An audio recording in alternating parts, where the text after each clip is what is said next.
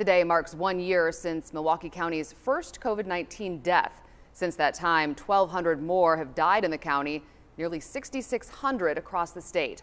CBS 58 morning anchor Mike Kirkov met with two families, one still mourning that first death, another knowing this pandemic is not over.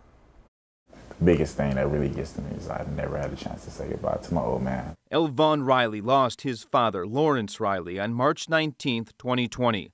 He was the first person in Milwaukee County and among the first in Wisconsin to die of COVID-19. Back then, the fear was new and for some intense. The restrictions in public, but especially in hospitals, were just as intense.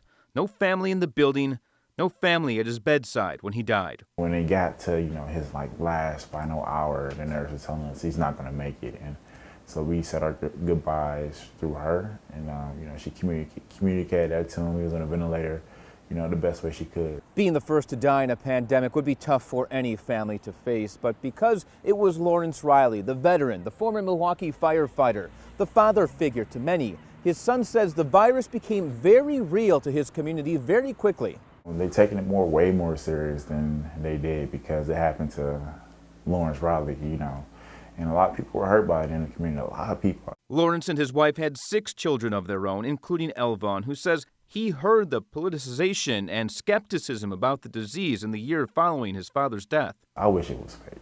I wish this was a hoax, and but this took the life of somebody I really care about. It's not over yet. Like I said, we're making strides, and we're better off than we were last year, but it's not over. It's not over. I mean, some people think 2020 was the worst year of their lives. And for us, it's 2021 is now the worst year of our lives. Nearly a year later, the Gosa family in Kewaskum laid their father to rest. Gerald Gosa Jr., known as Jerry, died of COVID on March 5th, 2021. He really did everything he could to make Kewaskum a better place for everyone. Gosa taught chemistry at Kewaskum High School for 38 years. He coached the track team.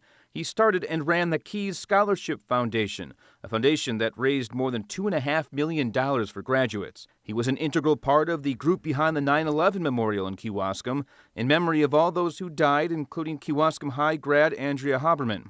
His legacy will be measured in decades and generations to come. He wanted to know how he could help you, and if there was anything he could do to help somebody, he did. His family believes he caught it at the doctor's office getting chemo treatment, and by then, though he fought it for 49 days, he didn't have the strength left to defeat it. He had 3 hospital stays, and each one got harder and harder. We just knew that COVID was going to be a really tough battle for him, and it was.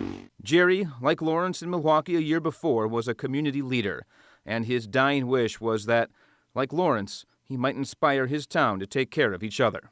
We all love our dad, and we miss our dad, and we know the community of Kewaskum is thankful for our dad. My dad's dying wish was that people would get vaccinated and wear a mask, and maybe not to keep yourself safe, but to keep others safe. They are 2 Wisconsin families touched by tragedy, hoping their families' stories will keep their loved ones' memory alive long after the pandemic ends and hopefully help bring it to an end. And that was Mike Kirkov reporting. You can find all of our coronavirus 1 year later reports on our website, CBS58.com.